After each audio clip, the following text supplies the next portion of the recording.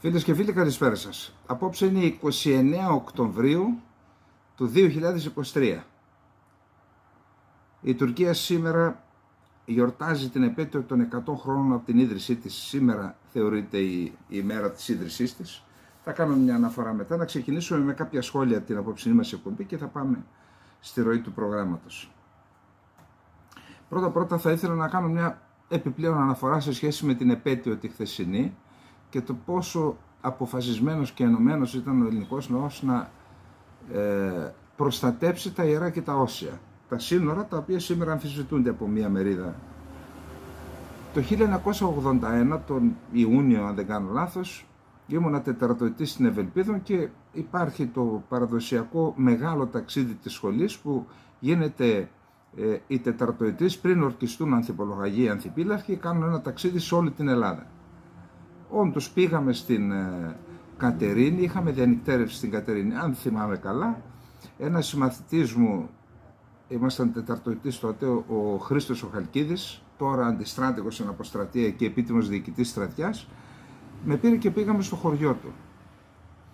Τώρα πέρασαν, αυτά γίνονται το 1981, έτσι, πέρασαν και 42 χρόνια. Θυμάμαι με πήγε σε ένα σπίτι τώρα, είτε του παππού του ή σε ένα ενός συγγενούς του,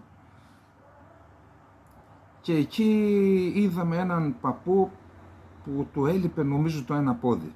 Δεν θυμάμαι καλά, πάντως χαιρετηθήκαμε, ένας άνθρωπος πελώριος ήταν, που έχασε στο πόδι στον πόλεμο του 40. Σε κάποια στιγμή μίλησα με τα παιδιά του, νομίζω τα παιδιά του ότι είχαν ένα λεωφορείο, αν σας λέω πέρασε 42 χρόνια. Λέω πώς πάει ο παππούς, άστα λέει. Λέω παίρνει σύνταξη. Τι σύνταξη λέει, μην το πεις μπροστά του. Λέω γιατί. Διότι λέει μετά τον πόλεμο, όταν ερχόταν οι υπηρεσίες του κράτους και ζητούσαν να δηλώσουν ποιοι τραυματίστηκαν για να περάσουν από επιτροπές και να... Είπαμε λέει να δηλώσει και ο πατέρας μας. Και ο πατέρας μας λέει, μας είπε ότι αν τολμήσετε να το κάνετε θα σας αποκληρώσω, αν τολμήσετε να με δηλώσετε. Εγώ λέει δεν είμαι μισθοφόρος. Εάν για αυτό που έκανα στην πατρίδα ζητήσω ανταμοιβή, τότε θα χάσει την ιερότητά του ο αγώνας που έδωσα στα βουνά της Ηπείρου. Ένας άνθρωπος που ήρθε από τον Πόντο, από την περιοχή της Παύρας νομίζω, της Σαμισού. Ένας άνθρωπος που ήρθε από τον Πόντο, που δεν ήξερε καλά ελληνικά, μόνο ποντιακά και τουρκικά μιλούσαν οι άνθρωποι. Είχε μέσα του τέτοιο αγνό πατριωτισμό και τέτοια εθνική υπερηφάνεια, που ήδη από τα παιδιά του φάνηκε ότι άρχισε η έκπτωση. Σκεφτείτε τώρα που έχει φτάσει τώρα, έτσι, σε εμάς εννοώ. Και ενώ συνέβαινε αυτό, και δεν ήταν ο μόνος, και άλλοι άνθρωποι αρνήθηκαν αποζημιώσεις από ό,τι ξέρω, ενώ συνέβαινε αυτό, ακούστε πώς αναφέρει το σχολείο, το βιβλίο ιστορίας που διδάσκεται στα παιδιά μας, πώς αναφέρει τότε την κήρυξη του πολέμου. Λοιπόν, ας σας το διαβάσω. Λέει, το λέει κάποιος Μεσήλικας, υποτίθεται αυτό λέει το βιβλίο και τότε ήταν μαθητής και λέει οι οικογένειες της εποχής εκείνης όταν άκουσαν τις σιρήνες τρομαγμένες και λερωμένες από το φόβο τους, δηλαδή ότι τα έκαναν πάνω τους, πανικοβλήθηκαν. Κάποια στιγμή γύρισε ο μπαμπάς στη μαμά και της είπε πως θα τρέξει στην τράπεζα να σηκώσει λεφτά. Δεν έχουμε δραχμή, είπε, και έφυγε τρέχοντας στη σκάλα. Όταν ο μπαμπάς γύρισε από την τράπεζα λερωμένος πολύ και σκισμένος και χωρίς το καπέλο του, τι λερωμένος δηλαδή, είπε ότι η τράπεζα ήταν κλειστή και δεν μπόρεσε να σηκώσει λεφτά. Τότε πήγαμε σε ένα υπόγειο της κυρίας Γιαννοπούλου, γιατί το σπίτι της έχει υπόγειο και το λιακωτό της είναι τσιμεντένιο και δεν μπορούν να το τρυπήσουν οι μπόμπες. Και ο μπαμπάς πήρε στην αγκαλιά του τον αφηγητή μικρό παιδί και του είπε «Άκη, από σήμερα θα γίνεις άντρας». Και ο Άκης, εμπνεόμενος από τη γενναιότητα του πατέρα του, απάντησε «Εγώ τότε φοβήθηκα πάρα πολύ γιατί δεν ήθελα να γίνω σήμερα άντρας». Λοιπόν, εγώ καταρχάς δεν πίστευα αυτά που διαβάζω. αυτό το λιβελογράφημα απέναντι σε αυτούς που ένας από αυτούς ήταν ο παππούς του Χαλκίδη που σας ανέφερα. Λέει ότι καταρχάς τα έκαναν πάνω τους από το φόβο τους, ότι αμέσως έτρεξαν να βγάλουν λεφτά και ότι κρύφτηκαν στα υπόγεια. Συγγνώμη, αυτό το πράγμα, γιατί υπάρχει αρμόδια επιτροπή στη Βουλή, γιατί δεν καλούν τον υπεύθυνο του Παιδαγωγικού Ινστιτούτου, αλλά και αυτόν που το πρότεινε? Γιατί δεν τους καλούν και να τους πούνε, ελάτε κύριοι, τι θέλετε να μας πείτε, τι θέλετε να διδάξετε στα παιδιά μας και πού το πάτε? Και να σας πω κάτι, αυτό σηκώνει μέχρι και ποινική τέτοια αγωγή. Μήνυση σηκώνει. Αυτό σηκώνει μέχρι και μήνυση. Αυτό δεν είναι ιστορία. Αυτό είναι, και λέει για να δεν ήθελα να γίνω άντρας. Άλλο υπονοούμενο. Γιατί τι κάνουν τα κόμματα στη Βουλή? Μόνο να παίρνουν τους παχυλούς μισθούς, να έχουν τους κολλητούς τους, να τους βάλουν στη Βουλή, να δημιουργούν ένα κράτος εν κράτη εκεί μέσα, αποκομμένο από την ελληνική πραγματικότητα και να επιτρέπουν αυτές τις αθλιότητες να διδάσκονται στα παιδιά μας. Σαν δεν τρέπεστε όλοι σας, μα όλοι σας. Ακούσε εκεί στα υπόγεια και τα έκαναν πάνω τους. Ένα δεύτερο θέμα, σαν χθες ήταν η μέρα που δολοφονήθηκε ο Κατσίφας. Σε κανένα μέσο μαζικής ενημέρωσης μια λέξη για τον Κατσίφα. Αυτά δε που αναφέρθηκαν έγιναν αθλιότητες τότε. Δηλαδή, όταν σκότωσαν οι ειδικές δυνάμεις της αλβανικής αστυνομίας τον Κατσίφα, υπόψη είναι ότι ο Κατσίφας δεν είχε μαζί του όπλο με σφαίρες. Είχε ένα καλασνίκοφ, ομοίωμα καλασνίκοφ, το οποίο δεν ρίχνει σφαίρες. Δεν βρέθηκαν ποτέ σφαίρες, δεν έριξε ποτέ ούτε μία σφαίρα εναντίον ουδενός. Άρα τον δολοφόνησαν τον άνθρωπο. Και τότε τι κάνανε, προσέξτε τώρα. Αμέσως έβγαλαν δημοσίευμα, διαρροή ελληνική αστυνομία, ακούστε. Ελληνική, πετάξτε το ελληνική, βγάλτε το ελληνική να μην τροπιάζετε την Ελλάδα.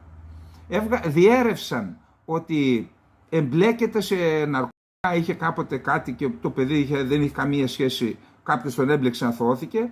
Έβγαλαν αυτή την θολούρα για να μην ενδιαφερθεί ο κόσμος και να πει τώρα εντάξει ρε παιδιά, αυτός με ναρκωτικά. Η ελληνική αστυνομία το έκανε αυτό. Και μετά τι προκύπτει? Υπήρχε μια διαρροή από Έλληνα διπλωμάτη στην Αλβανία. Καταρχάς δεν έχει βγει ακόμα το πόρισμα, σήμερα που μιλάμε. Και ξέρετε τι έλεγε? Τι πόρισμα ζητάτε, λέει? Αφού εμείς ζητήσαμε την αστυνομία να υπάρχουν αυστηρά μέτρα αστυνόμευσης από την Αλβανία για να προστατεύσουν την κυρία Ζορμπά, έχει πεθάνει η γυναίκα τώρα, εντάξει, ο νεκρός δεν δικαίωται. Είχαν ζητήσει, είχε πάει με τον άντρα της τον κύριο Λιάκο και λέγεται, έχει γραφτεί ότι είχαν ζητήσει από την ελληνική κυβέρνηση, την αστυνομία δηλαδή, να ζητήσει από την αλβανική κυβέρνηση αυστηρά μέτρα ασφαλείας για να προστατεύσουν την κυρία Ζορμπά και τον κύριο Λιάκο από τους εθνικιστές. Ένας από αυτούς θεωρείται ο Κατσίφας και το σκότωσαν οι Αλβανοί. Και στην ουσία μας λένε οι Αλβανοί, μην ζητάτε πόρισμα γιατί θα σας κάψουμε εσάς. Και γι' αυτό, επειδή είναι ένοχοι, δεν έχει σημασία, η κυβέρνηση ΣΥΡΙΖΑ ήταν τότε, αλλά ξέρετε, κόρακας, κοράκου, μάτι δεν βγάζει σε αυτά τα ζητήματα. Γιατί σε αυτά τα ζητήματα είναι οι ίδιοι και απαράλλακτοι. Το έφαγαν το παιδί. Και δεν έχουν ακόμα και το θάρρος να πούν μια κουβέντα σε ένα δελτίο ειδήσεων. Μια κουβέντα. Γιατί δεν ήταν εμπλεγμένο σε καμία οργάνωση, ακροδεξιά, εθνικιστική, τίποτα απολύτως. Ήταν ένα παιδί που μεγάλωσε σε ένα ελληνικότατο χωριό στους Βουλιαράτες, πάνω στα σύνορα, η ψυχή του ήταν ελληνική και αυτό, η αγάπη του για την Ελλάδα, τίποτα άλλο. Είδα σήμερα έναν από τα εξαπτέρυγα της κυβέρνησης στα μέσα μαζικής ενημέρωσης, δεν έχουν σημασία τα ονόματα, επαναλαμβάνω, διότι αν αρχίσουμε να λέμε ονόματα θα απαξιώσουμε αυτό που κάνουμε. Δεν μας ενδιαφέρουν τα πρόσωπα, η ουσία μας ενδιαφέρει. Και γράφει, τίτλος: «Η ομολογία Σκουρλέτη για τα τρόλ του ΣΥΡΙΖΑ δεν αφορούν τη δικαιοσύνη». Μακάρι να εισακουστεί, γιατί τα τρόλ έχει και η Νέα Δημοκρατία. Και ξέρω πολύ καλά τι λέω, τα φάγαμε στη μάπα και εμείς εδώ, όταν λέγαμε πράγματα που ενοχλούν την κυβέρνηση. Όπως έφαγα πολλαπλάσια λάσπη από τα τρόλ του ΣΥΡΙΖΑ, έτσι. Απίστευτη βρώμα και δυσοδεία, η οποία αντίστοιχη είναι και αυτή της Νέας Δημοκρατίας. Όντως πρέπει να επιληφθεί η δικαιοσύνη και να καθαρίσει ο κόπρος του Αυγίου. Σωστό το λέω, έτσι, δεν είπα κανένα λάθος. Ο Αυγίας του Αυγίου, σωστό. Ή το Αυγία στη Δημοτική. Λοιπόν, με πήρε σήμερα ένας υπάλληλος από σχετική υπηρεσία από κάτω από τα Δωδεκάνησα και μου είπε, αυτή τη στιγμή γίνεται στο λιμάνι της Ρόδου, τι να σας πω, λέει, μπήκαν μέσα με το έτσι θέλω μετανάστες, αλλοδαποί που βρίσκονται παράνομα στην Ελλάδα, αυτός είναι ο σωστός όρος, μπήκαν λοιπόν μέσα και απαιτούν να μπουν στο λιμάνι, τον ίσως Χίος πρέπει να ήταν, στο καράβι και να φύγουν από το νησί. Προσέξτε, ήρθαν στην Ελλάδα παράνομα, δεν συνελήφθησαν, δεν μπήκαν σε κλειστή δομή και με θράσος μπήκαν, δεν υπακούν στην αστυνομία, δεν υπακούν, μου λέει ο άνθρωπος, λέει υπάρχει μια κοπέλισσα του λιμενικού, λέει τι να κάνει, 400 άτομα αυτή λέει. Στην ουσία ξέρετε τι είπαν, δεν σε υπολογίζουμε ελληνικό κράτος, δεν υπολογίζουμε την ένομη τάξη, θα κάνεις αυτό που θέλουμε εμείς. Και την ίδια στιγμή διαβάζω ότι το αρμόδιο Υπουργείο, τώρα δεν έχει και μεγάλη σημασία, ή μάλλον να διαβάσουμε τι ακριβώς λέει. Λοιπόν, Υπουργείο Μετανάστευσης και Ασύλου, 23 Δεκάτου 2023, φρέσκο, εγώ δεν πίστευα στα μάτια μου αυτό που διαβάζω. Θέμα, περίληψη της προγραμματικής σύμβασης μεταξύ του Υπουργείου Μετανάστευσης και Ασύλου και του μη κερδοσκοπικού σωματείου Αλληλεγγύη Solidarity Now, του μη κερδοσκοπικού είναι ΜΚΟ, οι αμαρτωλές ΜΚΟ, για την υλοποίηση του έργου Κέντρα Αλληλεγγύης Athens Solidarity Center, νομίζω, ναι. Προσέξτε, υπογράφηκε η σύμβαση, την οποία την υπογράφει ο κύριος Κερίδης, η διάρκεια του έργου είναι 36 μήνες, το ποσό είναι 2.422.859 ευρώ και 97 λεπτά και τα λεπτά ακόμα. Και σας ερωτώ τώρα, πρώτον, η Solidarity Now είναι του Σόρος, ενός ανθρώπου που αν υπήρχε δικαιοσύνη στην Ελλάδα που σέβεται τον εαυτό της θα είχε εκδώσει ένταλμα σύλληψης. Αυτός είναι ένας διεθνής εκμεταλλευτής, σπεκουλαδόρος τον λένε, ανακατεύεται στην Ελλάδα, δεν ξέρω τι κάνει, λεφτά από πού έρχονται, αν είναι μαύρα, άσπρα, τι χρηματοδοτεί, έχει κάνει για το Σκοπιανό, βασικός χρηματοδότης, και έχει το θράσος να έρχεται στην Ελλάδα πάλι με ΜΚΟ και να παίρνουν και 2 τόσα εκατομμύρια από τα ελληνικά λεφτά, από τα λεφτά των φορολογουμένων. Δεν υπάρχει λίγο ντροπή δηλαδή? Και πού είναι η αντιπολίτευση? Κοιμούνται όρθιοι? Πού είναι η αντιπολίτευση? Λοιπόν, πάμε τώρα στο επόμενο. Λέσβος, Χίος, Σάμος, Λέρος, Κος, Ρόδος, Καστελόριζο, δηλαδή τα νησιά της γαλάζιας πατρίδας που βρίσκονται μέσα στα όρια της γαλάζιας πατρίδας που η Τουρκία έκανε το χάρτη αυτόν και ο Ερντογάν καμαρώνει σαν γύφτικο σκερπάνι σε αυτό το χάρτη. Σε αυτά τα νησιά θα μπορούν οι Τούρκοι να έρχονται για 12 μήνες χωρίς βίζα. Θα παίρνουν τη βίζα όταν αποβιβάζονται σε αυτά τα νησιά. Σας το είπα, υπάρχει και η θετική πλευρά, γιατί πολλοί επαγγελματίες από τα νησιά, για να ξεπεράσουν τα προβλήματα που αντιμετωπίζουν λόγω της ιδιαιτερότητας, της νησιωτικότητας ας πούμε, και της αδυναμίας του κράτους να τους τονώσει οικονομικά με μέτρα που οφείλει να πάρει το κράτος, σου λέει όσοι περισσότεροι έρχονται τόσο περισσότερα θα κερδίζω. Αυτό είναι το τυρί. Η φάκα την είδαμε. Και γιατί η Τουρκία να το δεχθεί αυτό? Δηλαδή αν δεχτεί αυτό η Τουρκία και στερηθεί τη δυνατότητα να κερδίζει δισεκατομμύρια από το να στέλνει εκατοντάδες χιλιάδες αλλοδαπούς που εξυπηρετεί και άλλα εθνικά της σχέδια, για να απαρνείται το κέρδος αυτό και να δέχεται τη βίζα, σημαίνει ότι κερδίζει κάτι περισσότερο. Έχει απασχολήσει κανέναν αυτό? Κάτι κερδίζει εδώ. Δεν σας απασχολεί καθόλου? Ένα ερωτηματικό πάνω από το κεφάλι σας δεν πλανάτε? Γιατί να το ζητάει αυτό η Τουρκία και γιατί να δεχτεί αυτή την ανταλλαγή, αν τη δεχτεί? Γιατί μπορεί να στέλνει τους ανθρώπους εδώ κατά εκατομμύρια και να πετύχει αυτό που θέλει στην Ελλάδα και στην Ευρώπη και να μας στέλνει και τους αλλοδαπούς. Και ποια Τουρκία? Θα δείτε μετά τι λέει για τη Θεσσαλονίκη, τι είπε χθες ο Ερντογάν. Λοιπόν, το ακροτήριο Κορμακίτης βρίσκεται στην βόρεια-δυτική πλευρά της Κύπρου. Και υπάρχει και ένα χωριό Κορμακίτης και πιο δίπλα υπάρχει και ένα χωριό Λιβερά. Ακούστε, Λιβερά είναι το χωριό της Μαρίας Γκιουλμπαχάρ. Η Μαρία Γκιουλμπαχάρ ήταν μια Ελληνίδα σουλτάνα σε ηλικία μικρή, παιδίσκη, 10 ετών, όταν είχε φτάσει ο Μωάμεθ, ο λεγόμενος πορθητής, τις αρχές Αυγούστου έξω από την Τραπεζούντα το 1461, 1453 πήραν την πόλη, 8 χρόνια μετά. Έφτασαν λοιπόν στο χωριό Λιβερά του Πόντου, που βρίσκεται ακριβώς απέναντι από το μοναστήρι της Παναγίας Σουμελά. Αυτός λοιπόν στρατοπέδευσε, ήρθε με το επιτελείο του, τα στρατεύματα μακριά, αυτός στρατοπέδευσε κοντά σε μια φυσική πηγή, βρύση, και ζήτησε νερό, Αύγουστος επαναλαμβάνω. Υπήρχε μια κοπέλα εκεί που έβοσκε τα αγελάδια του πατέρα της και της είπαν αμέσως φέρε νερό στο Σουλτάνο. Έτρεξε σε ένα μαστραπά και της του φέρε νερό, αλλά έβαλε το δάχτυλό της μέσα στο νερό, το μεγάλο δάχτυλο. Το πρόσφερε, αυτός το πήρε, βλέποντας το δάχτυλο μέσα το πέταξε και δεν φέρε ένα άλλο. Τότε τα μωράκια, ιδιαίτερα τα κορίτσια, δεν μιλούσαν, δεν μπορούσαν να μιλήσουν. Έτρεξε, έφερε και ξανά είχε το δάχτυλο μέσα. Τελικά το ξαναπέταξε, είπε τι είναι αυτή, γιατί το κάνει αυτό. Ένας δικός της από τους Έλληνες που ήταν εκεί της ρώτησε τι είναι αυτό, γιατί το κάνεις, και είπε επειδή είναι υδρωμένος, αυτό το νερό είναι κρύο, άμα πιει κρύο νερό τώρα θα αρρωστήσει. Γι' αυτό, επειδή δεν μπορούσα να του μιλήσω από ντροπή, γι' αυτό το έβαλα αυτό, για να μην πιει.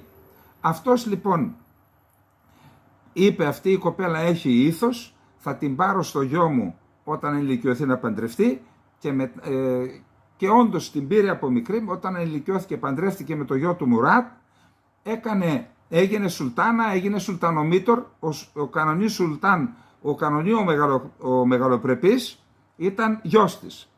Και αυτή προστάτεψε και την Αθήνα, προστάτεψε και την Τραπεζούντα, και ορισμένες περιοχές του Πόντου δεν εξισλαμίστηκαν επειδή είχαν την προστασία της Σουλτάνας και της Σουλτανομήτωρας, γιατί κάποια στιγμή την εξεδίωξε η Ούμα, δηλαδή το Συμβούλιο των Σοφών Μουσουλμάνων από Κωνσταντινούπολη, επειδή παρενέβαινε στα έργα του Σουλτάνου, στις αποφάσεις υπέρ των Ελλήνων, την εξεδίωξαν και εγκαταστάθηκε στην Τραπεζούντα. Αυτή λοιπόν έκτοτε ο Σουλτάνος εξέδωσε φυρμάνια, διάταγμα δηλαδή, σουλτανικό διάταγμα, και ήταν προστατευόμενη η Λιβερά, η πατρίδα της Μαρίας Γκιουλμπαχάρ. Ονομάστηκε μετά Γκιουλμπαχάρ, δεν έγινε ποτέ μουσουλμάνα. Λοιπόν, η Λιβερά λοιπόν υπάρχει στον Πόντο και με έκπληξη είδα ότι υπάρχει και στην Κύπρο, δυστυχώς κατεχόμενη δίπλα στον Κορμακίτη. Εκεί στον Κορμακίτη λοιπόν έμειναν ορισμένοι εγκλωβισμένοι. Μία εξ αυτών ήταν η Χρυσαλού Σκορδή, 95 ετών, που έφυγε χθες από τη ζωή. 95 ετών. Ξέρετε τι είναι αυτό? Αυτό είναι η συρρίκνωση του ελληνισμού. Έφυγε μια ψυχή από τον Κορμακίτη και δεν αναπληρώνεται. Αυτή η μία ψυχή που έφυγε πρέπει να μας προβληματίσει όλους μας. Γιατί δεν κάνουμε τίποτα να σταματήσουμε τη συρρίκνωση του ελληνισμού. Είτε στην Κύπρο, είτε στη Βόρειο Ήπειρο, είτε στην περιοχή της Μεότιδας Λίμνης και της μεσημβρινής, άλλοτε μεσημβρινής Ρωσίας, τώρα νότιας Ουκρανίας, και εκεί ο ελληνισμός βρίσκεται εν συρρικνώσει και πολλές φορές με λάθη. Όχι μόνο δεν κάνουμε κάτι για να προστατέψουμε τον ελληνισμό, με λάθη μας τον οδηγούμε σε συρρίκνωση. Και επειδή είμαστε στην Κύπρο και στη Λιβερά, ακούσε εκεί Λιβερά, έμεινα άναυδος όταν διάβασα ότι υπάρχει Λιβερά στην περιοχή. Λοιπόν, να δούμε μια επιστολή που μας έστειλε, ένα σχόλιο μας έστειλε ο κύριος Στάχης Παναγίδης από την Κύπρο. Αγαπητέ κύριε Καλεντερίδη, συμμερίζομαι αυτήν την επιστολή του αγαπητού μου αδελφού Δάφνη Παναγίδη που βρήκα σε ένα οικογενειακό αρχείο. Διαβάζοντάς του, μου ήταν σαν να άκουγα εσάς να λέτε αυτές τις αλήθειες για την Κύπρο που είναι ακόμα πιο έντονες στο αθηναϊκό πολιτικό κατεστημένο. Φιλικά, Στάχης Παναγίδης, επιστολή του Δάφνη Παναγίδη στον πρόεδρο Νίκο Αναστασιάδη του 2013, εν μέσω κρίσης. Η Κύπρος και η στάβλη του Αυγαία. Να και η στάβλη του Αυγαία. Τελικά η δημοκρατία της Μπανανίας, όπως την είχε χαρακτηρίσει ο αείμνηστος Γλάφος Κληρίδης, το κόμμα του οποίου την κυβερνά τα τελευταία χρόνια, απέδωσε πλουσιοπάροχους καρπούς.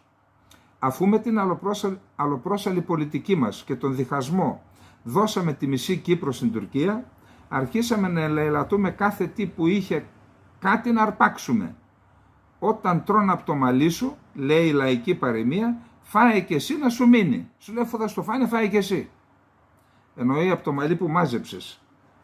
Αφού εξανεμίσαμε τις καταθέσεις βιοπαλαιστών, αφού θάψαμε δημόσιες υπηρεσίες, τράπεζες, συνεργατικά ιδρύματα, αφού ξεχαρβαλώσαμε τη δημόσια υπηρεσία, ανακαλύψαμε ότι υπήρχε και μία ανεκμετάλλευτη ευκαιρία στον τομέα της απονομής της δικαιοσύνης. Έτσι η υποτιθέμενη Ιερή Αγελάδα μπήκε και αυτή στο σφαγείο. Όσοι είχαμε την τύχη να έρθουμε έστω και σε μικρή επαφή με την κλασική μόρφωση, ασφαλώς θυμόμαστε τους άθλους του Ηρακλέους. Η κατάσταση στους τάβλους του βασιλιά Αυγαία ήταν ανυπόφορη. Η απέραντη σωρή από τις κοπριές που είχαν συσσωρευτεί από τις 3.000 βόδια του βασιλιά τα 30 χρόνια που δεν είχαν ακαθαριστεί και η δυσοδεία είχαν προκαλέσει μία άνευ προηγουμένου περιβαλλοντική καταστροφή, όπως τα λέγαμε σήμερα. Βρέθηκε όμως ο Ηρακλής και σε μία μέρα μέσα, διοχετεύοντας τα νερά των ποταμών Αλφιού και Ποινιού, καθάρισε τους στάβλους και το κατόρθωμά του συγκαταλέγεται ανάμεσα στους 7 μυθολογικούς άθλους του. Παρακολουθώντας τις ειδήσεις και τα δρόμενα στην κυπριακή κοινωνία, δεν είναι υπερβολή να πούμε ότι η Κύπρος έχει καταντήσει ένας τεράστιος στάβλος του Αυγαία. Δυστυχώς δεν υπάρχει ένας Ηρακλής για να ζητήσουμε τη βοήθειά του. Καταφεύγουμε σε ξένους όπως η Γκρέκο ή ακολουθούμε την εύκολη λύση να πασάρουμε σαν ποδοσφαιρόφερη την μπάλα σε άλλους. Ή και υποδεόμενοι το ρόλο του Πόντιου Πιλάτου, νύπτωτας χείρας μου, δεν είναι της αρμοδιότητάς μου. Αλήθεια, ξέρει κανείς γιατί ονομάστηκε ο Πιλάτος Πόντιος και από πού ήταν? Αν κάποιος ξέρει από λατινικές πηγές, ας μου στείλει ένα σχόλιο. Αυτό που πρέπει να μας απασχολεί και να μας προβληματίσει είναι η χαλαρή αντίδραση του λαού. Δεν βγήκαμε με κίτρινα γυλαίκα στους δρόμους. Το μόνο που μας ενδιαφέρει είναι ο 13ος μισθός και οι δυναμικές κινητοποίησεις για τα προσωπικά μας συμφέροντα. Όταν καταποντιζόμαστε σαν κράτος και σαν κοινωνία, είναι αλλού παπά Ευαγγέλιο. Κύριε Νίκαγε έλεγε τον Νίκο Αναστασιάδη, φίλος του ήταν. Θέλεις να μείνεις στην ιστορία του τόπου σου σαν ένας δυναμικός και αποτελεσματικός πρόεδρος?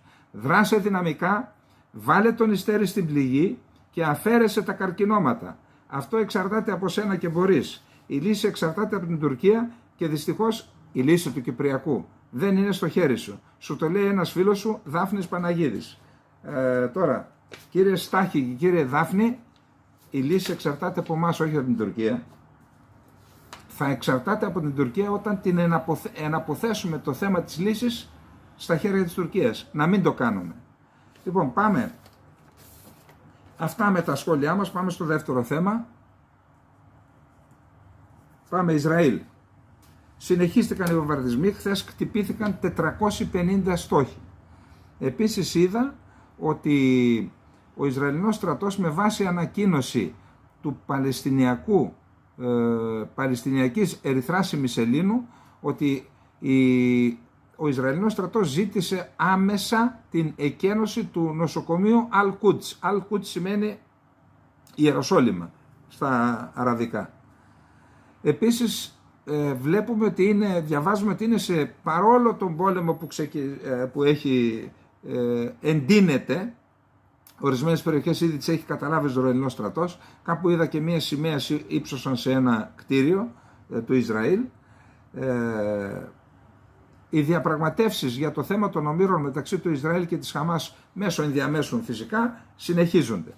Τώρα, ο Νετανιάχου δήλωσε ότι ο πόλεμος αυτός, μπήκαμε λέει σε μία άλλη φάση του πολέμου, ο πόλεμος θα διαρκέσει, θα κρατήσει πολύ, θέλει να μας προετοιμάσει ότι δεν θα τελειώσει πολύ γρήγορα. Πάντως, είδα ότι είτε ρωσικά που ενδιαφέρονται για τον πόλεμο, μάλλον θέλουν να κρατήσει ο πόλεμος ή να ενταθεί για να πάρουν ανάσα αυτοί, είτε από το κενό που θα δημιουργηθεί, είτε από την αντιπανότητα που θα δημιουργηθεί στους Άραβες και τους Μουσουλμάνους εναντίον της Αμερικής και του Ισραήλ να υποφεληθεί η Ρωσία και η Κίνα, αλλά και από παλαιστινιακούς και ιρανικούς λογαριασμούς στα μέσα κοινωνικής δικτύωσης, λένε ότι ο πόλεμος ξεκίνησε μόνον αφού οι Αμερικανοί με τον αντιστράτηγο των πεζοναυτών που έστειλαν και την ομάδα, αφού πήραν στα χέρια τους την υπόθεση και υπό τις οδηγίες αυτών ή υπονοούν ότι υπάρχουν και μάχημες μονάδες. Δεν το υιοθετούμε, επαναλαμβάνω. Σας λέω τι λέει κάθε πλευρά. Θέλουν πιθανόν να εκθέσουν την Αμερική, όχι στα μάτια της διεθνούς κοινότητας, στα μάτια της αμερικανικής κοινής γνώμης. Γιατί εκεί υπάρχει ένα ζήτημα, θα το δούμε μετά. Τώρα, ο Νετανιάχου έκανε μια δήλωση και άφησε υπονοούμενα, ευθείες εχμές εναντίον των υπηρεσιών της Μοσάντ, της Σινμπετ, της Υπηρεσίας Εσωτερικής Ασφάλειας και του στρατού. Λέει, ποτέ δεν με ενημέρωσαν ότι επίκειται στρατιωτική επέμβαση, επιχείρηση της Χαμάς. Ίσα ίσα, λέει, οι εκτιμήσεις ήταν ότι η Χαμάς θέλει να διαπραγματευτεί για να συμβιβαστεί. Μετά από αυτό υπήρχαν αντιδράσεις γενικώς, αλλά υπήρχαν και ειδικές αντιδράσεις. Δηλαδή γενικώς πιστεύω ότι όλοι αυτοί που τον ενημέρωσαν, αν τον ενημέρωσαν, αντέδρασαν, αλλά αντέδρασε και ο Γκάντς, που είναι στο πολεμικό συμβούλιο, συμμετέχει στην κυβέρνηση, και ο Γιαΐρ Λαπίντ, ο οποίος είναι στην αντιπολίτευση. Αυτά γιατί το έκανε? Γιατί ήδη ο Νετανιάχου βλέπει την επόμενη μέρα την πολιτική του διάσωση. Και από τώρα άρχισε να ρίχνει μπιχτές. Τον πλάκωσαν λοιπόν και απέσυρε την ανάρτηση που είχε κάνει στο X και είπε, ζητώ συγγνώμη, έχω απόλυτη εμπιστοσύνη στην ηγεσία όλων αυτών και πάμε και τα λοιπά. Κρατήστε το και αυτό. Τώρα, ο ΟΗΕ δήλωσε ότι υπάρχει πρόβλημα διασάλευσης της δημόσιας τάξης στη Γάζα και επειδή υπάρχει διασάλευση, όταν φτάνει ανθρωπιστική βοήθεια με δυσκολίες, όταν φτάνει ανθρωπιστική βοήθεια στους σταθμούς διανομής, λαιλατούνται από τον κόσμο, απελπισμένος είναι ο κόσμος, λέει ότι βρω να ταΐσω τα παιδιά μου. Και υπάρχει πρόβλημα, το τονίζουν αυτό, και υπάρχει και ένα ενδιαφέρον δημοσίευμα της Deutsche Welle, η οποία λέει ότι το 2005, όταν αποφάσισε ο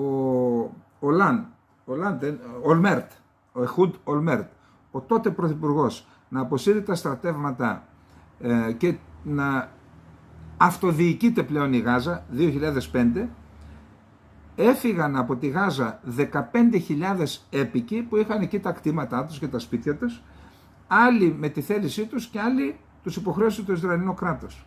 Αυτοί τώρα, κάποιοι από αυτούς συζητούν να επιστρέψουν, κάποιοι λένε δεν πρέπει να επιστρέψουμε, λένε διάφορες απόψεις. Αλλά, εν πάση περιπτώσει, κρατήστε το και αυτό. Υπάρχει και το θέμα των επίκων στη Γάζα για την επόμενη μέρα, να δούμε τι πολιτική θα ακολουθήσουν. Λοιπόν, αυτά έχουμε για το Ισραήλ. Να πάμε να δούμε τι γίνεται στο μέτωπο Ιράν, Αίγυπτος κτλ. Ή χώρες, αραβικές χώρες. Λοιπόν, να θυμίσουμε λίγο στην εμπλοκή του Ιράν σε τι συνίσταται. Καταρχάς, επειδή το βλέπω, το διαβάζω, το λέει πολλοί κόσμος ότι ήταν στημένο, ότι όλο αυτό ήταν στημένο από τον Νετανιάχου, ότι για να δημιουργηθούν οι συνθήκες να πάρει πίσω τη Γάζα. Αν ήταν στημένο, θέλοντας να αφήνουν να εννοηθεί, τώρα διαβάζω αρκετά σχόλια σε εμάς που τα γράφουν, ότι και η Χαμάς έπαιξε το παιχνίδι του Νετανιάχου. Αν είναι έτσι, γιατί δεν την καταγγέλει το Ιράν και συνεχίζει να τη στηρίζει? Γιατί το Ιράν αυτή τη στιγμή υπάρχει κίνδυνος να βρεθεί στο κέντρο της φωτιάς και να καεί, να καταστραφεί. Άρα δεν υπάρχει τίποτα. Τώρα σχεδιάστηκε, όπως είπαμε, από τις δυνάμεις της αντίστασης. Δεν ξέρω σε ποιο βαθμό υπήρχε απόλυτη εμπλοκή, αλλά φαίνεται ότι την ίδια μέρα που έγινε η επίθεση, η Χεσμολάχ, η Ισλαμική Τζιχάντ και η Χαμάς ήταν σε σύσκεψη τα πολιτικά στελέχη στον Ευηρετό. Άρα πώς το στήσαν δηλαδή. Τώρα, και αν υπήρχε τέτοιο πράγμα, ο Νετανιάχου θα είχε τη σημαία ψηλά, δεν θα έρνε τις ευθύνες στους άλλους. Υπάρχουν ευθύνες εκεί πέρα, υπάρχει ήττα. Τι είχε συμβεί λοιπόν? Όταν μπήκε η Χαμάς, δημιουργήθηκαν συνθήκες, το έχουμε πει. Είναι μεγάλη επιτυχία του Ιράν και σε αυτό έχουν ευθύνες οι ΗΠΑ κυρίως και το Ισραήλ. Γιατί? Διότι με τις ενέργειές τους οι ΗΠΑ εγκατέλειψαν την περιοχή στο Ιράν. Αυτός ο Κασίμ Σουλεϊμάνι που τον σκότωσαν στη Βαγδάτη, αυτός είναι ο αρχιτέκτονας αυτού που βλέπουμε τώρα, του μετώπου της αντίστασης, όπως το λέει η Τεχεράνη. Δηλαδή, έφυγαν από το Ιράκ όπως έφυγαν, αλλά δεν εξασφάλισαν την επόμενη μέρα. Η επόμενη μέρα μπήκε ο Κασίμ Σουλεϊμάνι και ήλεξε το Ιράκ από τη Βασόρα μέχρι τη Βαγδάτη, μέχρι τη Φαλούτζα, το Κερκούκ, τη Μοσούλη, για να μην σας πω τι κάνει και στη Σουλεϊμανία και αλλού. Όλο το Ιράκ το παρέδωσαν στο Ιράν δηλαδή. Πάμε τώρα στη Συρία. Πήγαν με αυτή την ανόητη, ποιος είχε αυτή την ιδέα να ανατρέψουν τον Άσαντ και τι κάναν? Έβαλε ρίζες η Ρωσία για τα επόμενα 50 χρόνια στη Συρία και σε ένα κομμάτι και η Κίνα έχει πάρει όλες τις υποδομές και σε ένα κομμάτι το Ιράν. Αυτό διευκόλυνε το Ιράν να ενισχύσει τα ερίσματα που είχε και στο Λίβανο, Χεσμολάχ, και στη Γάζα. Και έτσι δημιούργησε μία μείζωνα, όπως αποδείχθηκε, απειλή για το Ισραήλ, μία στο βορρά, μία στο νότο. Μετά από αυτά το Ισραήλ δεν υπάρχει περίπτωση. Προσέξτε, κατά την άποψή μου, κανείς δεν θέλει τον πόλεμο. Μα κανείς. Δεν την θέλει. Να ξεκινήσουμε η ίδια η Χαμάς, γιατί θα καταστραφεί. Δεν θα μείνει τίποτα. Δεν τη θέλει η Χεσμολάχ, διότι με αυτόν τον πόλεμο θα χάσει τα οπλικά της συστήματα που είναι δισεκατομμύρια, πάνω από δισεκατομμύριο κοστίζουν και δεν θα μπορέσει να τα αναπληρώσει. Χωρίς όπλα θα είναι μια περιθωριακή οργάνωση. Δεν τα θέλει ο Λίβανος, θα καταστραφεί. Δεν το θέλει η Συρία, ήδη είναι αποσταθεροποιημένη. Θα αποσταθεροποιηθεί έτσι περαιτέρω. Δεν το θέλει η Ορδανία, είναι η πιο ασταθής χώρα στην περιοχή. Δεν το θέλει η Αίγυπτος, διότι ο Σίση μπορεί να δει τον εαυτό του κάποια στιγμή στη φυλακή εάν σηκωθούν η μουσουλμανική αδερφότητα. Δεν το θέλει ούτε το Ιράν, γιατί το Ιράν έχει σοβαρότατα προβλήματα και οικονομικά αλλά και προβλήματα σταθερότητας. Πέρυσι με την Μάσα Αμίνη ταρακουνήθηκε το σύστημα με τις διαδηλώσεις. Πού να αντέξουν τώρα? Δεν λέω ότι δεν μπορούν να μπουν σε έναν πόλεμο. Μπορούν και μπορούν να κάνουν μεγάλη ζημιά. Η επόμενη μέρα θα είναι δύσκολη για όλους όμως. Μπορεί να είναι και καταστροφική. Γι' αυτό δεν το θέλουν. Δεν το θέλει ούτε το Ισραήλ. Βγάλαμε χθες τέτοια δημοσκόπηση, το 49% λένε όχι. Να καθυστερήσει. Για τους ομήρους, ξέρω εγώ τι, αλλά να καθυστερήσει. Αυτός που δεν το θέλει πιο πολύ από όλους είναι το Ιράν και οι ΗΠΑ. Γιατί? Πού να σηκώσουν δύο μέτωπα, ένα στη Μέση Ανατολή, ένα στην Ουκρανία, και να σου βγει κανένα στο Κόσοβο να υποφεληθούν οι Ρώσοι να σου βάλουν φωτιά, ή οι Κινέζοι που θα χάσουν την μπάλα. Αυτό δεν σημαίνει ότι δεν θα γίνει πόλεμος. Το Ισραήλ μετά την ήττα της 7ης Οκτωβρίου είναι αποφασισμένο τουλάχιστον τη μία από τις δύο απειλές, Χεσμολάχ Χαμάς, να την εκμηδενήσει. Και ψάχνουν τρόπο να το κάνουν χωρίς να υποστούν υπόψη ότι κάθε μέρα κοστίζει στο Ισραήλ 250 εκατομμύρια. 20 μέρες επί 250 είναι 5 δις νομίζω, έτσι. Για σκεφτείτε να πάει 2-3 μήνες αυτή η ιστορία. Μιλάμε για την απόλυτη καταστροφή. Ενώ λοιπόν συμβαίνουν αυτά, όταν είπαν ότι θα μπούμε στη Γάζα, η Χεσμολάχ είπε ότι αν μπείτε στη Γάζα, εγώ θα σας χτυπήσω, οπότε θα ανοίξω μέτωπο. Τότε το Ισραήλ είπε, αν ανοίξεις μέτωπο εσύ, θα καταστρέψω το Λίβανο, αλλά θα βράσω και το Ιράν, το οποίο σε χτυπάει. Και το Ιράν είπε, αν με χτυπήσει, θα σε χτυπήσω κι εγώ, και γέα πυρή μιχθήτο. Σήμερα λοιπόν, ο Ραϊσί, ο πρόεδρος του Ιράν, όχι ο θρησκευτικός ηγέτης, ο πρόεδρος, τι είπε? Ότι το Ισραήλ ξεπέρασε τις κόκκινες γραμμές και θα απαντήσουν οι δυνάμεις της αντίστασης, όχι το Ιράν, αλλά τα παραμάγαζα που έχει στην περιοχή. Κρατήστε το λοιπόν και αυτό. Χθες είχαμε ένα αντιαεροπορικό βλήμα, εκτοξεύτηκε εναντίον μη επανδρωμένο αεροσκάφο του Ισραήλ από τον νόμο, που σημαίνει ότι έχουν αντιαεροπορικά, και το εξουδετέρωσαν πριν χτυπήσει το μη επανδρωμένο με αντιπυραυλικό οι Ισραηλοί και το δήλωσαν μάλιστα. Τώρα, θυμάστε πριν μια εβδομάδα περίπου ότι με άρμα, βλήμα άρματος χτύπησε ένα φυλάκιο της Αιγύπτου εκεί στη Ράφα, στα σύνορα εκεί στο Σινά, και είχαμε 5 τραυματίες. Θυμάστε που είδα βίντεο, πήγαιναν 3-4 ασθενοφόρα. Σημαίνει έγινε ζημιά. Τότε οι Ισραηλοί είπαν έγινε λάθος και οι Αιγύπτιοι το δέχτηκαν. Σήμερα είχαν δήλωση οι Αιγύπτιοι και είπαν δεν δεχόμαστε τη συγγνώμη, το χτύπημα ήταν σκόπιμο, αν επαναληφθεί θα αντιδράσουμε δυναμικά. Ή τέλος πάντων τη δήλωση κάπως έτσι τώρα, γιατί τώρα τελευταία στιγμή το είδα. Θα αντιδράσουμε. Κρατήστε το και αυτό, γιατί η Αίγυπτος, επαναλαμβάνω, βρίσκεται σε απόλυτη αδυναμία, αλλά εν πάση περιπτώσει δέχεται και πιέσεις από τον αραβικό κόσμο και επικρίσεις για την στάση της. Λέει, καλά, ούτε ένα τσουβάλι αλεύρι δεν μπορούσε να δώσει στους Άραβες της Γάζας, στους Παλαιστίνιους. Το Ομάν που είχε υπογράψει τη συμφωνία του Αβραάμ, νομίζω, με το Ισραήλ, λέει το Ισραήλ διαπράττει έγκλημα πολέμου στη Γάζα. Είχαμε δήλωση μετά από τόσο καιρό και από τη Σαουδική Αραβία, που λέει και αυτή ότι παραβιάζει το δίκαιο του πολέμου το Ισραήλ στη Γάζα. Και χθες Σάββατο είχαμε διαδηλώσεις σε πολλές χώρες και σε πολλές πόλεις του κόσμου, που συμμετείχαν με βάση τα δημοσιεύματα πολλές εκατοντάδες χιλιάδες κόσμου. Λοιπόν, αυτά είναι και τα θέματα του Ιράν. Πάμε να δούμε τώρα, υπάρχει ένα άρθρο που πρέπει να το διαβάσουμε.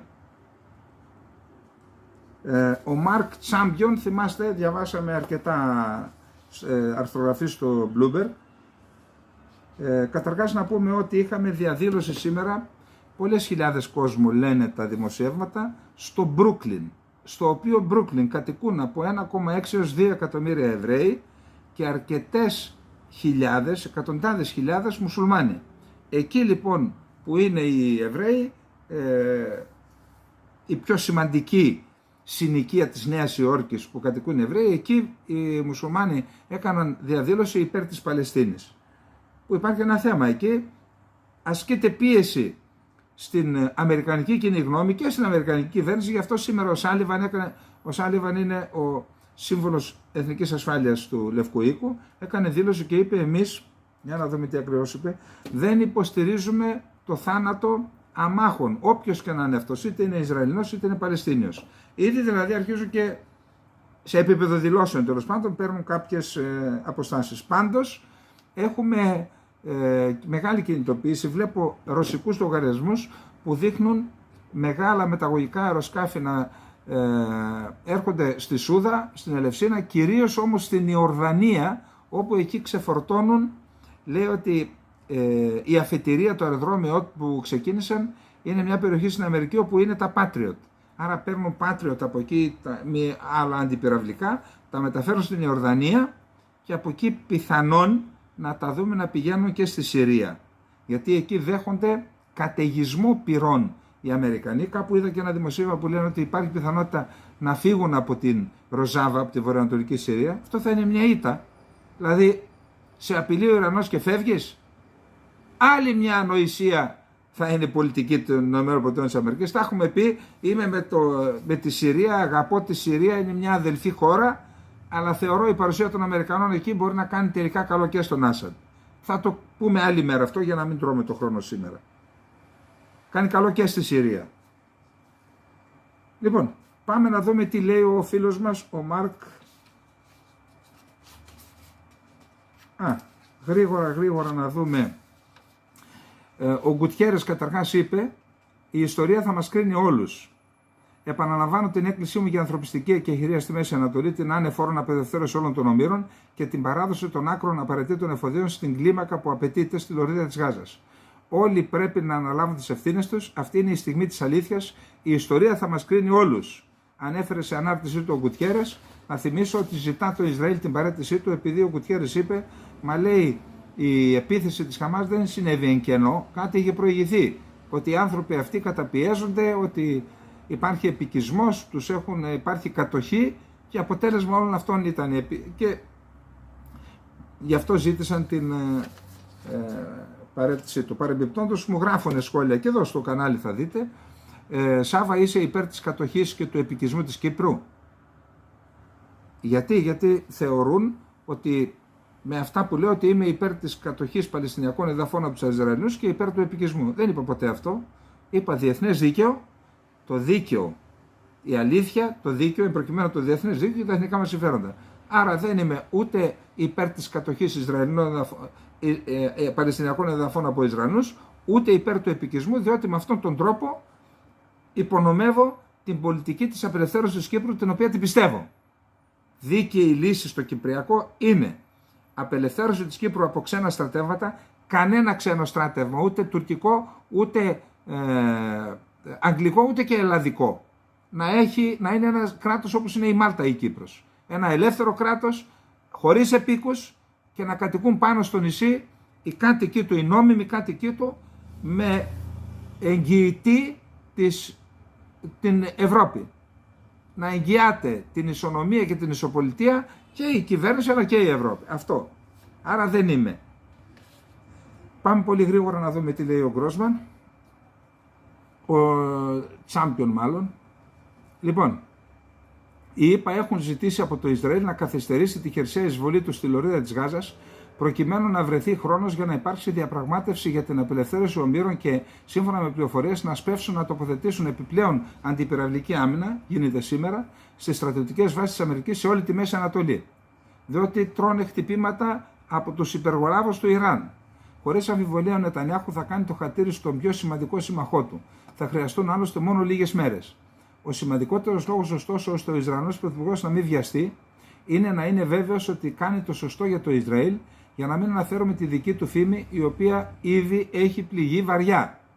Ο Νετανιάχου επανέλαβε την Τετάρτη ότι σχεδιάζει μια εισβολή για να συντρίψει τη Χαμάς. Παρέθεσε σημεία από τη βίβλο και χαρακτήρισε το Ισραήλ ως δύναμη φωτός ενάντια στο σκότος. Δεν αναφέρθηκε ωστόσο στα δεινά των αμάχων στη Γάζα, μια προσέγγιση η οποία είναι απίθανο να πείσει πολλούς στο εσωτερικό ή και στο εξωτερικό. Ας ελπίσουμε ότι υπάρχει μια πιο έξυπνη, πιο αναλυτική συζήτηση, η οποία διεξάγεται στα παρασκήνια, συμπεριλαμβανομένων κάποιων καλών συμβούλων από στενούς συμμάχους, εννοεί τους Αμερικανούς, έτσι.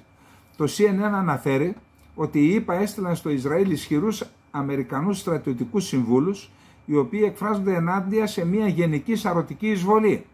Λέγεται ότι υποστηρίζουν ότι το κόστος τέτοιων μαχών από σπίτι σε σπίτι θα μπορούσε να αποδειχθεί αβάσταχτο σε χαμένες ζωές Ισραηλινών και αμάχων Παλαιστινίων, για τη μοίρα περισσότερων από 200 ομήρων και για την πιθανότητα εμπλοκής του Ιράν και της λιβανικής πληροεξουσίου της Τεχεράνης Χεσμπολάχ.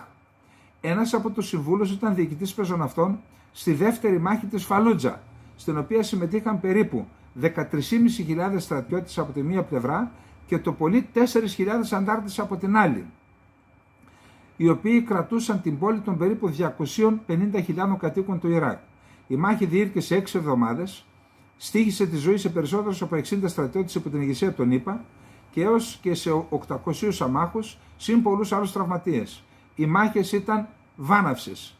Η δύναμη του Ισραήλ θα είναι πολλές φορές μεγαλύτερη, αλλά το ίδιο ισχύει και εκείνη της Χαμάς, η οποία σε αντίθεση με τις ομάδες των ανταρτών στη Φαλούτζα είχε χρόνο και πόρους για να προετοιμάσει την άμυνά της, συμπεριλαμβανομένου ενός τεράστιου δικτύου σειράγγων.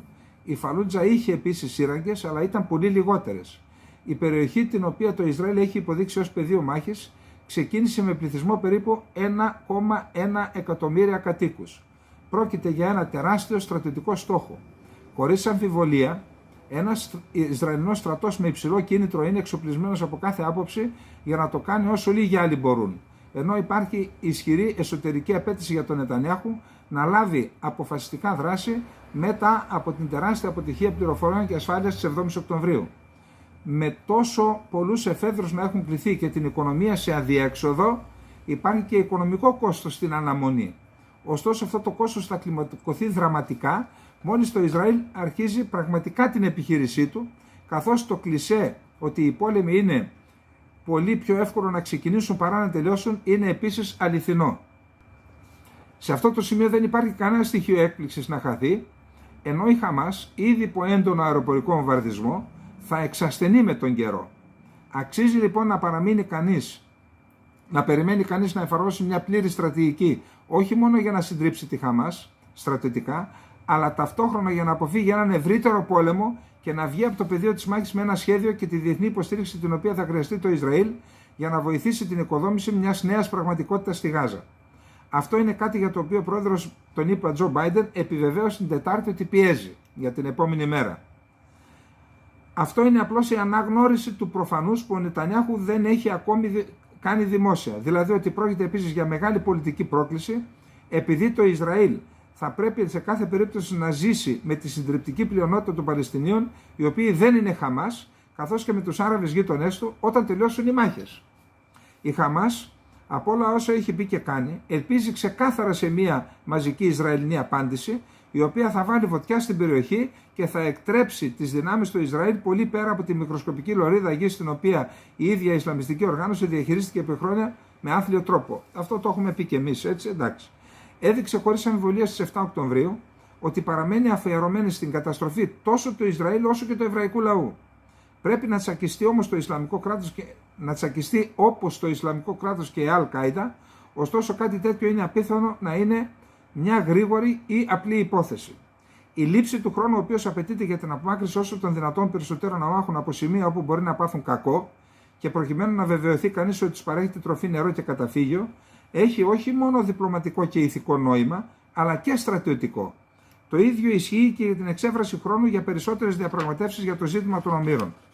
Το είδος της στρατηγικής το οποίο προτείνουν οι σύμβουλοι των ΗΠΑ, στοχευμένες αεροπορικές επιδρομές και ενέργειες ειδικών δυνάμεων που μοιάζει περισσότερο με τις τακτικές των ΗΠΑ για την ανακατάληψη της Μοσούλης από το Ισλαμικό κράτος σε μια πολύ μεγαλύτερη επιχείρηση για την ανακατάληψη μιας πόλης 1,7 εκατομμυρίων κατοίκων, μπορεί να είναι ή να μην είναι η κατάλληλη για το Ισραήλ. Ωστόσο, οτιδήποτε θα μπορούσε να μειώσει τους κινδύνους και τις παράπλευρες ζημιές, ενώ εξακολουθεί να επιτυχάνει το στόχο του ακροτηρισμού της Χαμάς, αξίζει να ληφθεί υπόψη.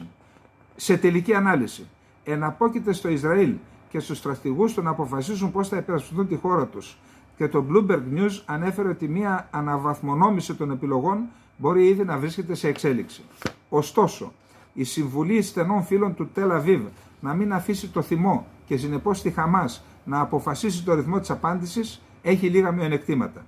Ο Νετανιάχου γνωρίζει ότι ακόμα και αν η σκληρή και άμεση δράση είναι δημοφιλής σήμερα, το κλίμα θα άλλαζε γρήγορα αν ο πόλεμος πήγαινε άσχημα. Ένα τέτοιο λάθος δεν θα συγχωρεθεί. Το πιθανό ανθρώπινο, στρατιωτικό και στρατηγικό κόστος μιας βιαστικής χερσαίας εισβολής είναι μεγάλο. Όπως έλεγε ο μεγάλος Κινέζος θεωρητικός της στρατηγικής Σουν Τζου, οι νικητές μαχητές πρώτα νικούν και μετά πηγαίνουν στον πόλεμο.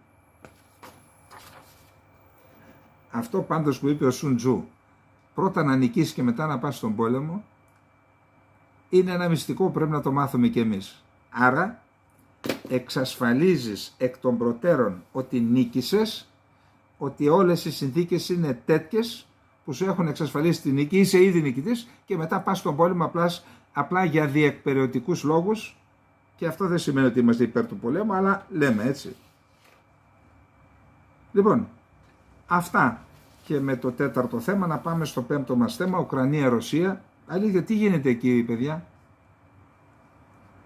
Τι γίνεται στην Ουκρανία? Κανένας δεν θυμάται, έτσι. Και συγγνώμη δηλαδή.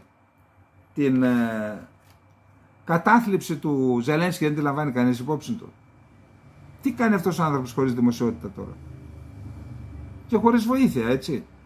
Διότι πέρα από τα αστεία, συγγνώμη, ποιος τον έβαλε σε αυτήν την περιπέτεια αυτόν τον άνθρωπο? Η Δύση δεν τον έβαλε?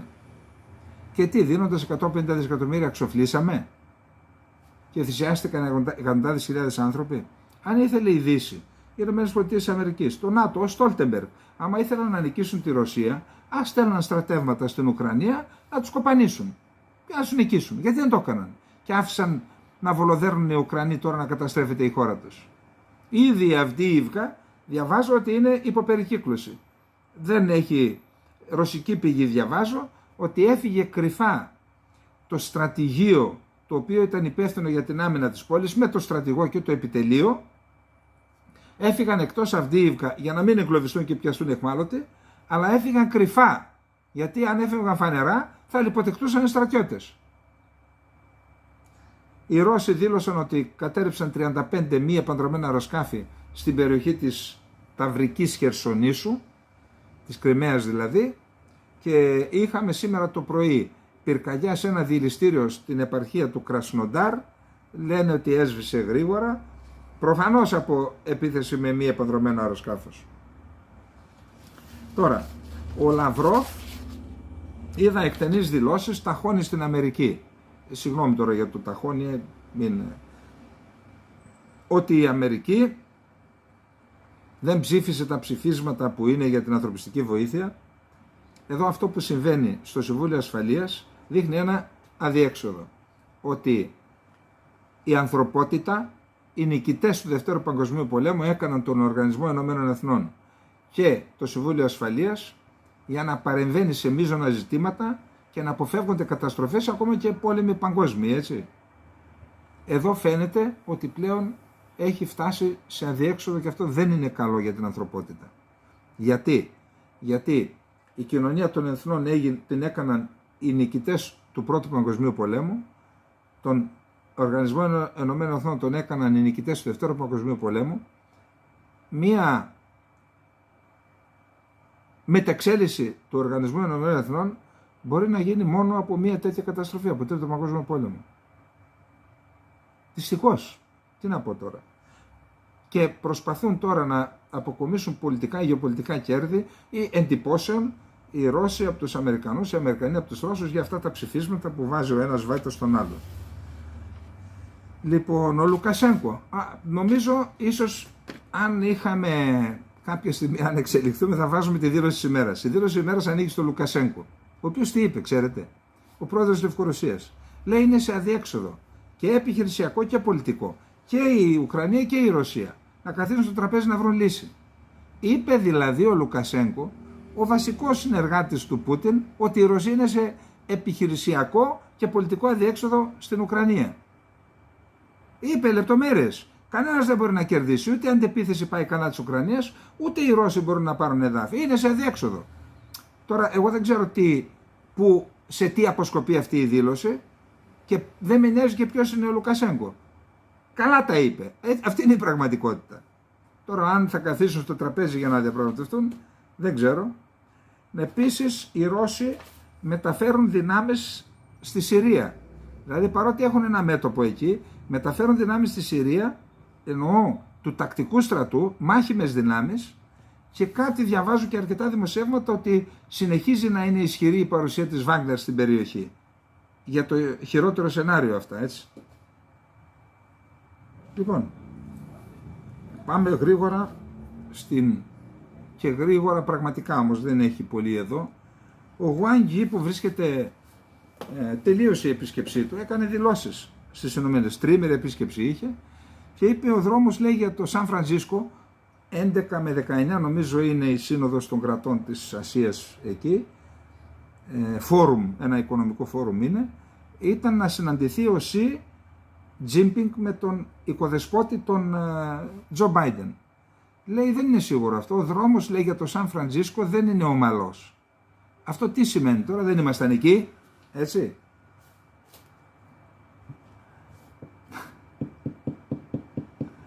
Που θα... Τέλος πάντων, να μην το πω αυτό. Δεν ήμασταν εκεί, αλλά είναι προφανές ότι έχουν μπει πολλά στο τραπέζι. Και ένα από αυτά που μπήκε είναι και το θέμα της Ταϊβάν, το θέμα της Όκους, το θέμα της παρουσίας των ΗΠΑ, της Αμερικής, Φιλιππίνης, στην Κορέα και στην Ιαπωνία και το Μεσανατολικό. Η Κίνα έχει γεωπολιτικό ενδιαφέρον για αυτά που τεκταίνονται στο Μεσανατολικό. Αυτά λίγα είχαμε για τον Wang Yi, ενδιαφέροντα είναι όμως, πιστεύω. Πάμε. Τουρκία, Ερντογάν. Λοιπόν, ο Ερντογάν χθες έκανε μία ομιλία μπροστά σε... Οι Τούρκοι λένε για 500.000 κόσμο. Εντάξει, προσπάθησα να δω τα πλάνα από τα drones. 200-300.000 κόσμο μπορεί να τον είχε. Για 500.000 δεν ξέρω. Εν πάση περιπτώσει, ήταν μια πολύ μεγάλη διαδήλωση, ίσως να ήταν η μεγαλύτερη διαδήλωση που έχει γίνει από αυτά που γνωρίζω, έτσι, για την Παλαιστίνη. Ο Ερντογάν λοιπόν έκανε τις εξής ζουμί. Είπε τα εξής. Ότι επειδή σήμερα είναι τα 100 χρόνια από την ίδρυση της τουρκικής δημοκρατίας, ό,τι ήταν πριν από 100 χρόνια, ό,τι είναι τα άδανα σήμερα, ήταν πριν από 100 χρόνια για την Τουρκία και η Γάζα. Ήταν δικό μας έδαφος και ζούσαν όλοι, λέει, Εβραίοι, Μουσουλμάνοι, Χριστιανοί, όλοι ζούσαν, λέει, εν απολύτω αρμονία, επειδή εμείς ήμασταν από πάνω και... Λοιπόν, όλοι ζούσαν, λέει, εν απολύτω αρμονία και από πάνω εμείς που ήμασταν και τα ρυθμίζαμε όλα. Και τι άλλο είπε? Όπως ό,τι είναι σήμερα οι 40 εκκλησιές, το Κυρκλάρ Ελί, από εκεί ήταν παρεμπιπτόντος η οικογένεια Ζωναρά, μια πάμπλωτη Ζωναρά που έκαναν το Ζώναρς εδώ στο Σύνταγμα, αυτοί οι Ζωναράδες. Λοιπόν, καταπληκτική πόλη, ό,τι ήταν, λέει, 40 εκκλησιές πριν 100 χρόνια, ό,τι είναι σήμερα οι 40 εκκλησιές ήταν πριν 100 χρόνια και η Θεσσαλονίκη. Δηλαδή δική μας που όλοι ζούσαμε τι καλά και τα λοιπά. Αυτά δεν τα είπε στην τύχη ο Ερντογάν, δεν είναι μικρό παιδί. Γιατί τα είπε? Τα είπε γιατί αυτό είναι το νεοοθωμανικό το όραμα. Δηλαδή, δεν στηρίζει τους Παλαιστίνιους ως μουσουλμάνους. Μπορεί να συμβαίνει και αυτό. Το κύριο ποιο είναι? Τους στηρίζει ως νεοοθωμανός. Ως ο διεκδικητής του ρόλου του νέου σουλτάνου στην ευρύτερη περιοχή. Και προσέξτε, εδώ υπάρχει ο εξής κίνδυνος. Πηγαίνουμε σε αυτοκρατορίες. Επειδή τα κράτη τα αποδυναμώνουν, θα υπάρχει ένα κράτος που θα είναι το κυρίαρχο και τα άλλα θα είναι τα κράτη τα οποία θα είναι από την επιρροή. Και επειδή η Τουρκία διεκδικεί αυτό το ρόλο, για προσέξτε, και μετά από αυτή τη δήλωση η Ελλάδα θα υποδεχθεί τον νέο Σουλτάνο στις 7 Δεκεμβρίου στη Θεσσαλονίκη. Αυτά τα διαβάζουν, καταλαβαίνουν τι λέει ο Ερντογάν, οι σύμβουλοι του κ. Μητσοτάκη και του κ. Γεραπετρίτη. Ό,τι είναι σήμερα οι 40 εκκλησιές ήταν πριν 100 χρόνια η Θεσσαλονίκη. Και θα τον υποδεχτείτε εσείς και θα το κάνετε και τεμενάδες. Λοιπόν, επίσης, σύμφωνα με την εφημερίδα Σαμπάχ, είναι έτοιμο το πρόγραμμα των γεωτρήσεων της Τουρκίας, των τουρκικών γεωτρύπανων, στην Ανατολική Μεσόγειο και στη Γαλάζια Πατρίδα. Και στην Κύπρο δηλαδή, δεν ξέρω για μας τι λέει, δεν δίνει στοιχεία. Θα κάνουμε, λέει, και ένα ναυπηγείο στην Ανατολική Μεσόγειο για να πηγαίνουν τα γεωτρύπανα και να κάνουν εκεί τις συντηρήσεις τους. Εν πάση περιπτώσει,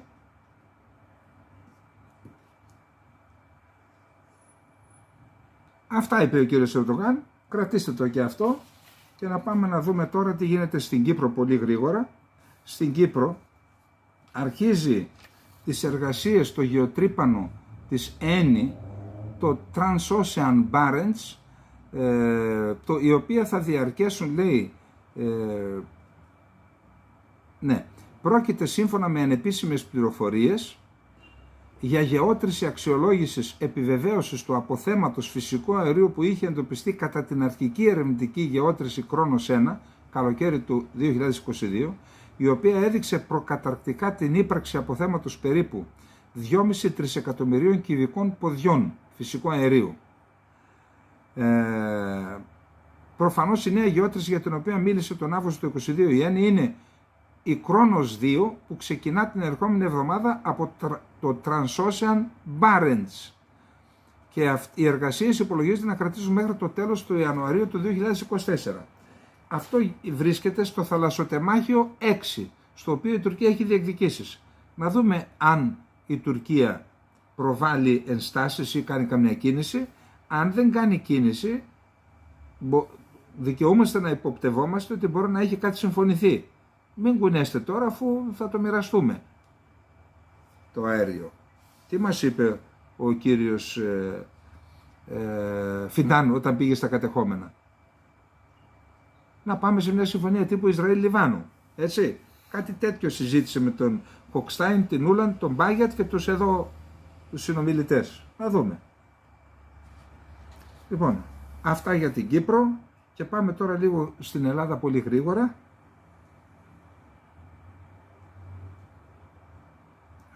Ναι. Λοιπόν, προσέξτε τι γίνεται τώρα εδώ. Η Ελλάδα, είδα κάποιες δικαιολογίες, διπλωματικές πηγές, γιατί ήμασταν με την αποχή στο ψήφισμα του ΟΗΕ. Δεν ξέρω, όλη την εικόνα την έχουν αυτοί που αποφασίζουν. Εγώ δεν έχω άποψη, πραγματικά δεν έχω άποψη. Όμως, προσέξτε, ποιος είναι ο κίνδυνος? Ο κίνδυνος είναι ο εξής. Δεν ξέρουμε πού θα καταλήξει αυτή η ιστορία με τη Γάζα.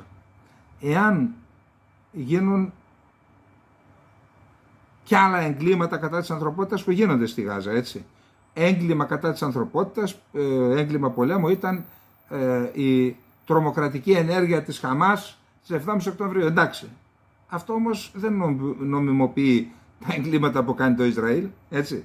Αν όμως εκεί γίνει ανθρωποθυσία, αν έχουμε χιλιάδες νεκρούς ή δεκάδες χιλιάδες, γιατί χιλιάδες ήδη έχουμε, αμάχους, και αυτό υποχρεώσει τις γειτονικές χώρες όλες να συσπηρωθούν εναντίον του Ισραήλ και εναντίον των ΗΠΑ, αυτό θα μας εγκλωβίσει σε μια σχέση με το Ισραήλ που έχουμε εθνικό συμφέρον εκεί, αλλά υπάρχει κίνδυνος να χάσουμε την Αίγυπτο και την διοίκηση της Ανατολικής Λιβύης και όλων των άλλων αραβικό κόσμο. Αλλά προκειμένου αυτούς τους χρειάζεται, είναι απαραίτητη για την Κύπρο η συμμαχία με την Αίγυπτο, απαραίτητη γιατί αλλιώς υπάρχει εφιαλτικό σενάριο για το φυσικό αέριο της Κύπρου, εάν δεν έχει καλές σχέσεις η Κύπρος και η Ελλάδα με την Αίγυπτο.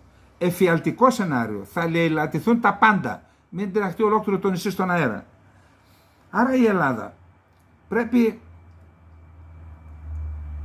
να σκέφτεται μια, δυο και τρεις φορές τις κινήσεις που κάνει στη σκακέρα της περιοχής.